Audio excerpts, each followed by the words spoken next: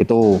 Selanjutnya adalah selain fenomena petroleum system yang menariknya di Bojonegoro ini nyangkut yang dual history tadi, kita punya salah satu keunikan yang di sepanjang Perbukitan Kendeng mulai dari Semarang, mulai dari Jawa Tengah sampai Jawa Timur bagian timur sendiri nggak punya.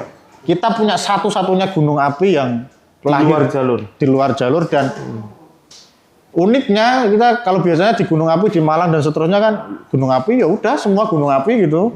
Kalau ini enggak, ada sedimen laut, napal gitu ya. Di atasnya tiba-tiba ada andesit.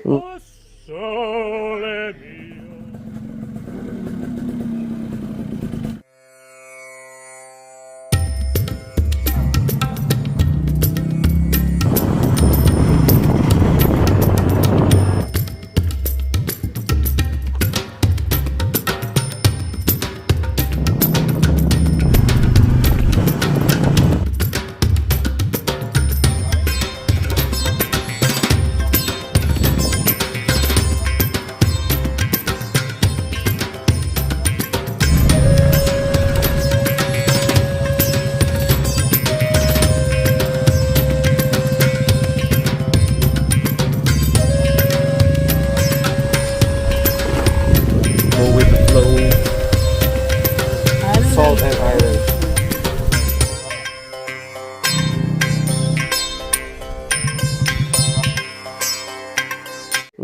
Tiba-tiba ada breaksi kayak gitu kan cukup kalau geologis pasti yang Fenomena intrusi dingin di leher. ada yang sempat meletus, ada yang dingin di leher. Secara usia dia in between antara old andesit formasi gunung awal sama gunung modern sekarang. Ya, kita punya dua periode lah. Ada yang in between, ada juga yang modern. Kayak Pandan itu modern, Mas. Oh, Pandan malah modern. Pandan modern, terus beberapa intrusi juga modern, tapi Gunung Lawang? Gunung Lawang masih hipotesa ya. Hipotesa juga beberapa intrusi seperti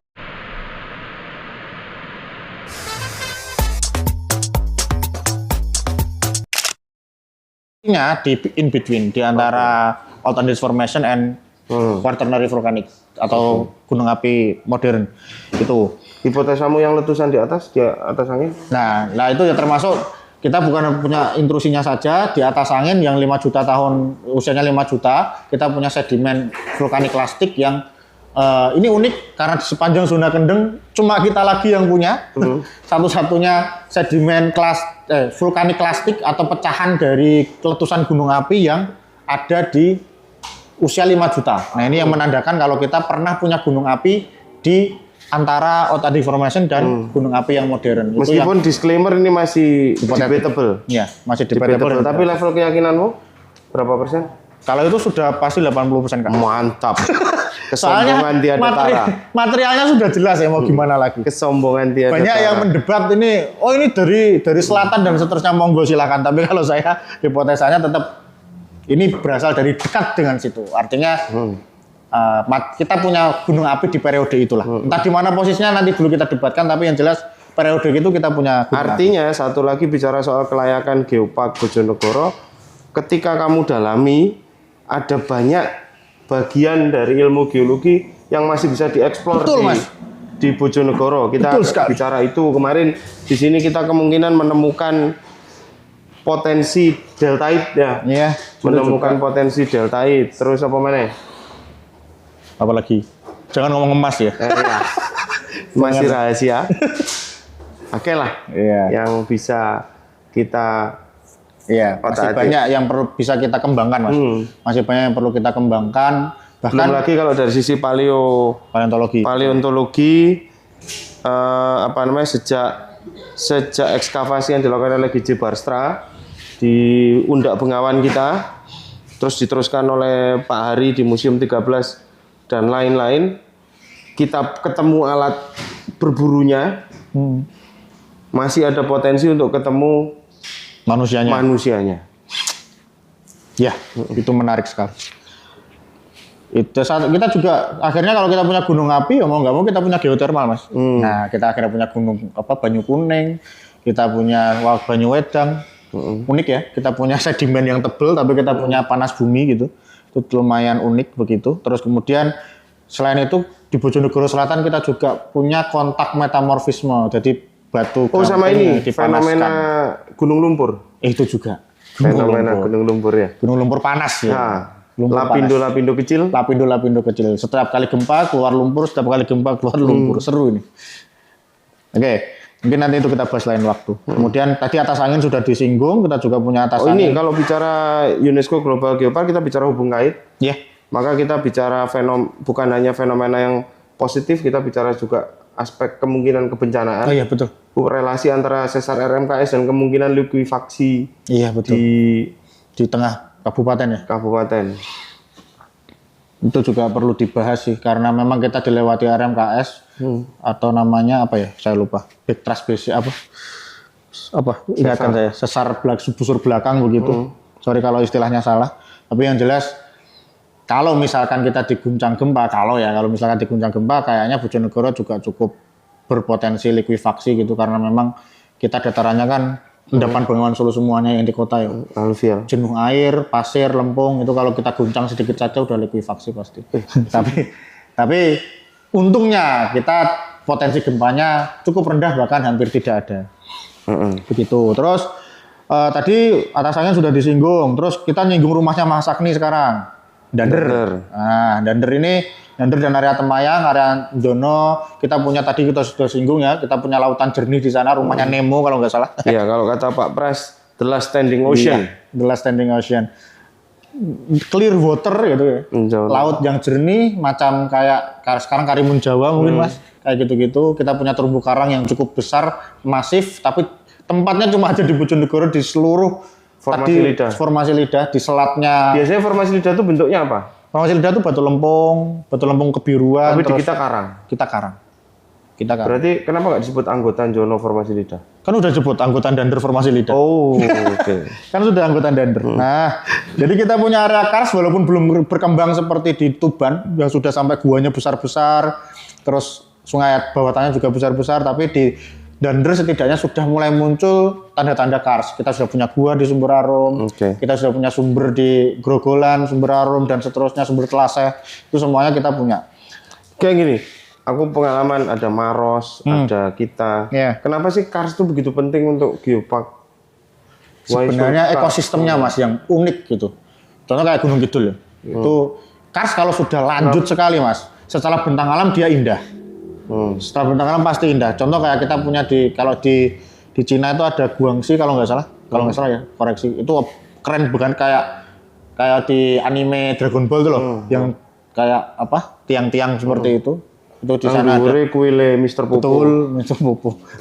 Terus di Maros juga sampai seperti itu. Secara bentang alam bagus. Kedua, secara resapan airnya luar biasa, memang sangat besar. Walaupun kelihatan di atasnya kering sekali, tapi di bawahnya menyimpan air yang cukup untuk menghidupi banyak orang begitu. Bahkan Dander ini kan menghidupi Bojonegoro nih sebenarnya, walaupun untuk air mandi ya, tapi setidaknya itu untuk Bojonegoro penuh.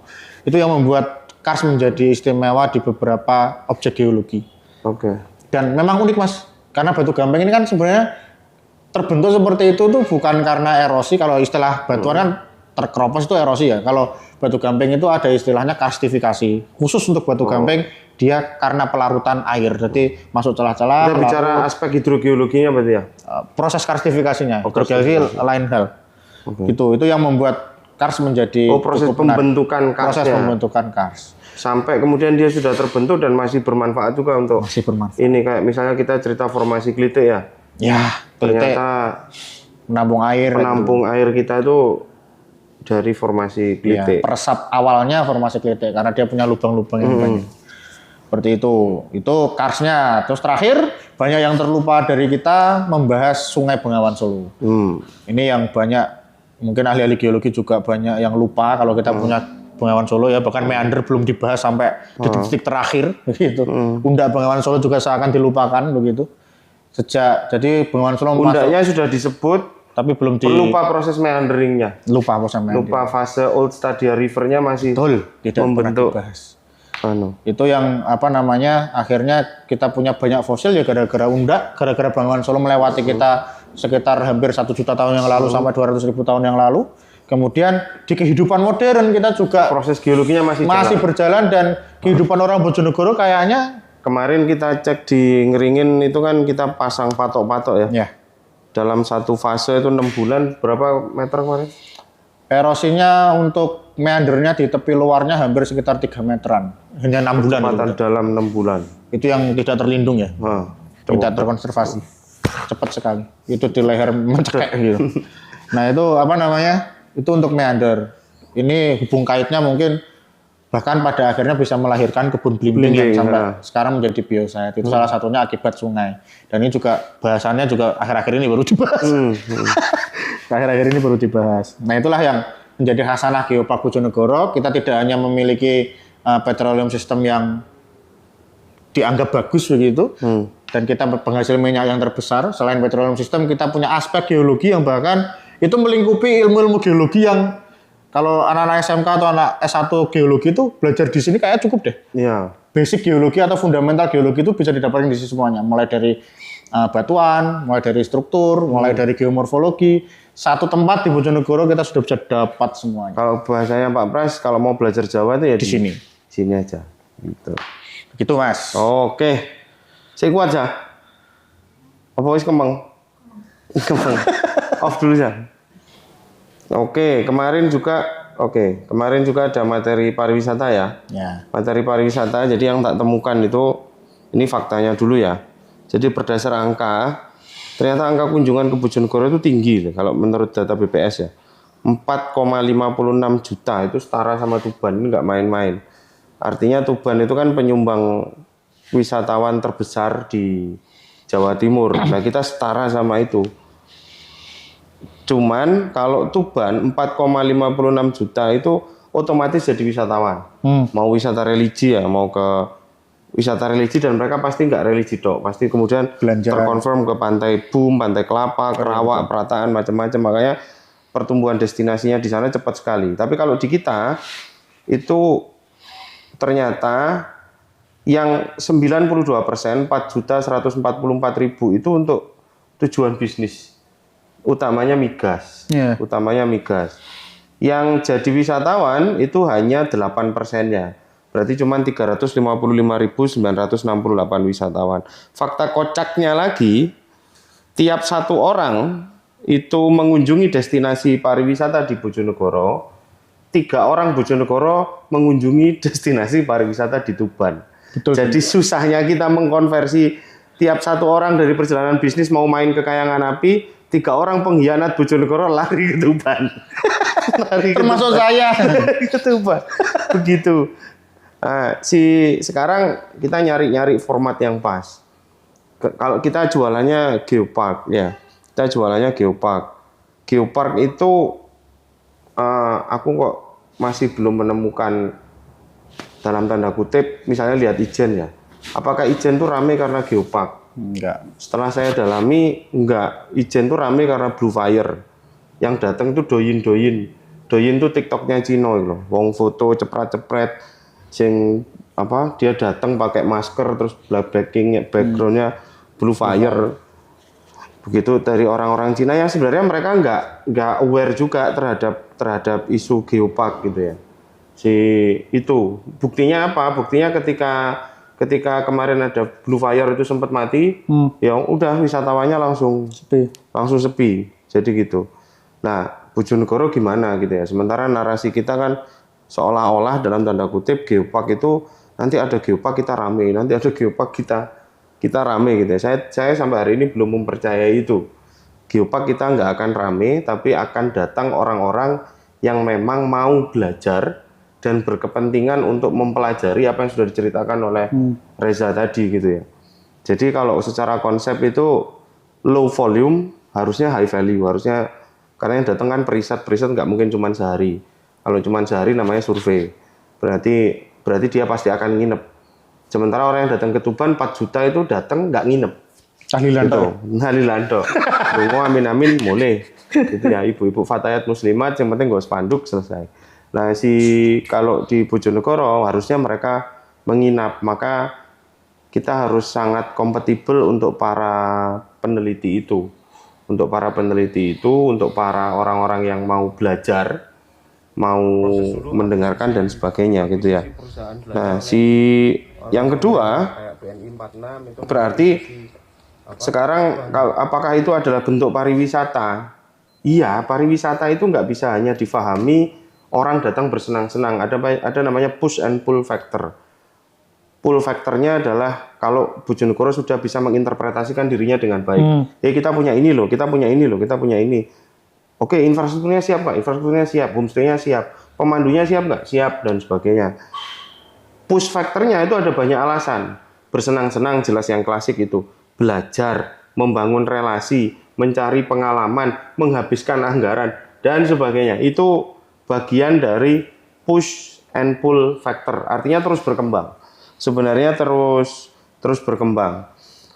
Nah, kalau kita perhatikan di data yang saya pelajari di tren perjalanan 2026 dari berbagai sumber secara global, sesuatu yang kompatibel sama karakter kita, itu adalah ada tren anti-tourism and off-peak travel. Sekarang itu wisatawan itu condong bukan cari destinasi yang primer, dia cari destinasi sekunder, dia mau jadi yang pertama. Dia Artinya ini bisa malah yang sepi, malah yang sepi. Dia lebih ke kebanggaan. Kamu belum pernah kesini kan? Kira-kira ngono loh. Jadi bukan follower bahwa saya harus punya foto di Bali, saya harus punya enggak. Tapi kamu belum pernah kesini kan? Kemudian yang kedua anti peak season. Otomatis mereka akan menghindari libur panjang. Tren-tren yang FOMO itu akan dihindari karena mereka mau pengalaman yang santai dan autentik, dan itu pasti terjadi di tempat yang nggak rame. Iya betul. Di tempatnya nggak rame, dia mau lebih slow. Kemudian trennya itu harus melibatkan eksplorasi langit malam, jadi stargazing. Senengannya saya gitu loh, bintang dan sebagainya. Sambil camp gitu ya. Cuman sayangnya yang kita kurang beruntung adalah trennya itu di tahun 2026 itu cari tempat yang dingin, coolcation. Jadi dan sementara kita adalah titik terpanas di Jawa.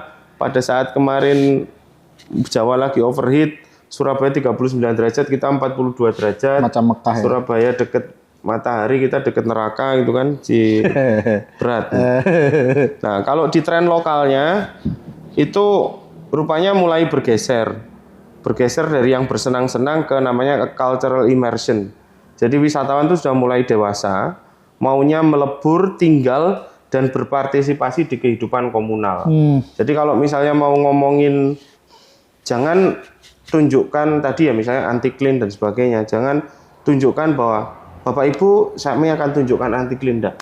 Tapi banggalah bahwa Bapak Ibu kami punya anti clean yang menghidupi kami dari sistem petroleum system. Kami bisa sekolah, bisa ini dari sistem itu. Jadi artinya tunjukkan bahwa itu adalah bagian dari kehidupan kita. Message itu yang mungkin disampaikan oleh Ibrahim Komo dulu bahwa petroleum system itu harus jadi part of culture, bukan semata geosite kan gitu ya. Bagian dari culture-nya kita. Gitu. Terus kemudian maka tinggal di homestay biasa dengan tinggal di rumah penambang akan beda cerita. Gitu kan. Kemudian nature and adventure based, ini kita masih diuntungkan di situ. Business and leisure mungkin kita nggak terlalu ini. Culinary and gastronomy itu mereka mau bukan sekedar makan, tapi mereka tahu dari mana asal makanan yang ada di setiap piring yang mereka makan.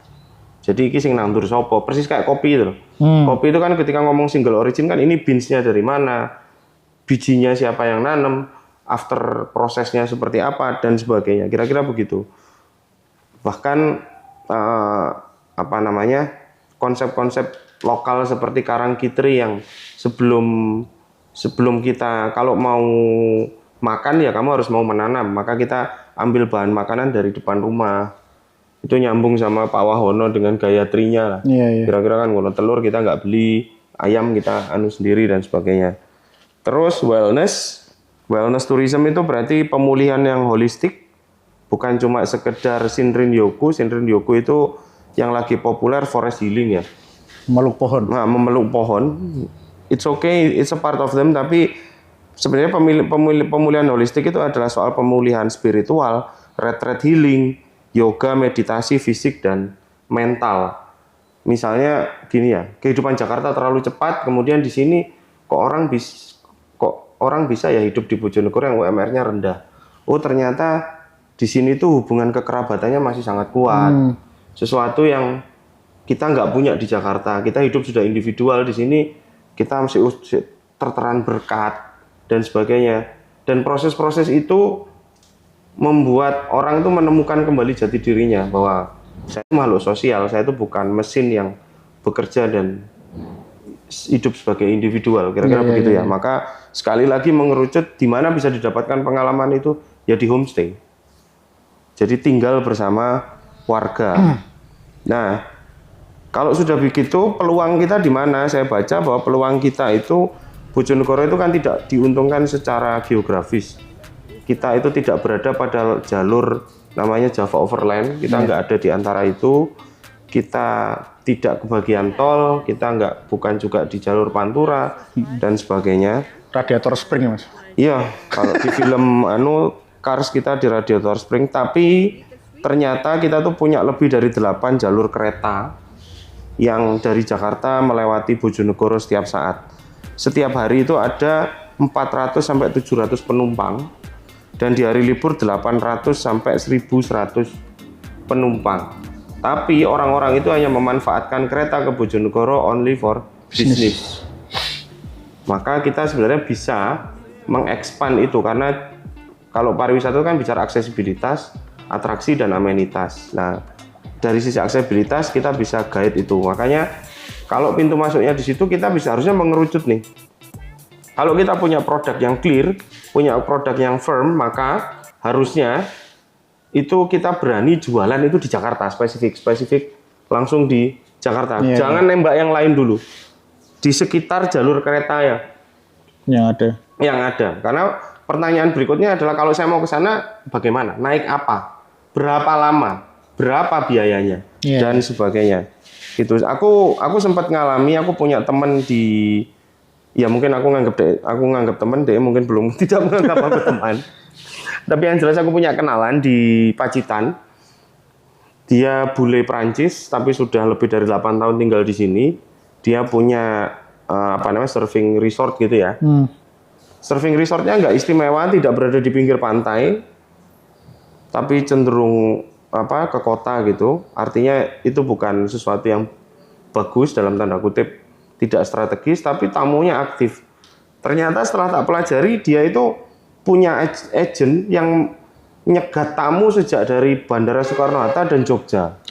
Dia itu langsung deh, udah datang sudah. Oke, kendaraan udah kami siapkan. Nanti mau kemana dulu. Dia sudah kunci dari situ. Yang di akhir perjalanan itu ke Pacitan. Nanti dari Pacitan mau kemana lagi udah sih dia sudah punya jaringan itu. Dan dia memfokuskan pemasarannya di pintu masuknya. Dan menurutku akses terhadap Pacitan itu lebih sulit lagi kalau zaman dulu daripada Bojonegoro. Pacitan nggak ono kereta, nggak ono jalur daratnya juga susah. Susah. Apalagi sekarang enak ada JLS. Kalau dulu waduh susah sekali. Itu kira-kira yang sebenarnya bisa kita aktifasi. Jadi secara pariwisata ada banyak yang tak bahas di sini. Tapi kira-kira kalau aku mau cerita, kita sudah membuktikan itu selama 6 bulan berjalan. Kita berupaya untuk jualan ya. JTB itu Jelajah Taman Bumi berhasil punya pengalaman jualan itu untuk tamu bule.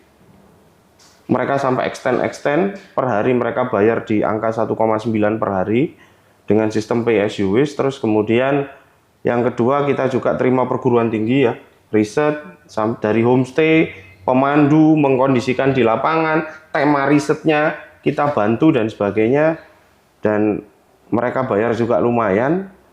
Terus kemudian kemarin mulai datang mahasiswa non riset, mereka keliling mau mendengarkan cerita itu motoran.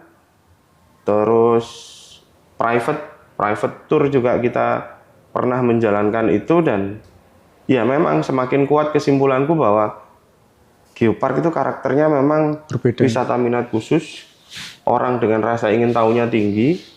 Yang bisa masuk itu kalau nggak educational trip maka escapist, orang yang ingin merasakan being nobody in the middle of nowhere, bukan orang yang mau sekedar fun gitu ya.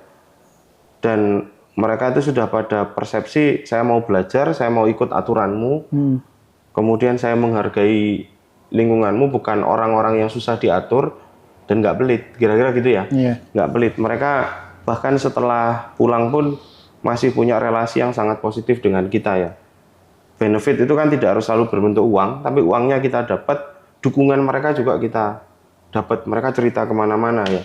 Namanya Mbak Mia dan Ian itu sampai 4 kali bawa temennya dibawa semua ke sini, dan itu nggak main-main. Temennya itu dari Itali.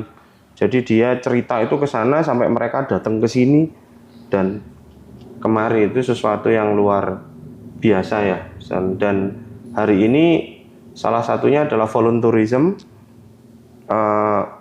Ada orang-orang yang datang dengan ilmunya dan membantu, misalnya kayak ya saya sendiri, misalnya aku bukan orang Bojonegoro tapi mau stay di isu ini, nggak dibayar, terus Reza ini geolog wis nandi-nandi kon ya, Chevron kamu datang dengan kepedulian, sebelahmu ini ono Friza satu kuliah nang Jogja, Semarang balik lagi ke sini karena dia merasa ilmunya akan kepake untuk tema Geopark Bojonegoro. Dan banyak ya, termasuk ini gitu loh, ini guru SD so koyok ngene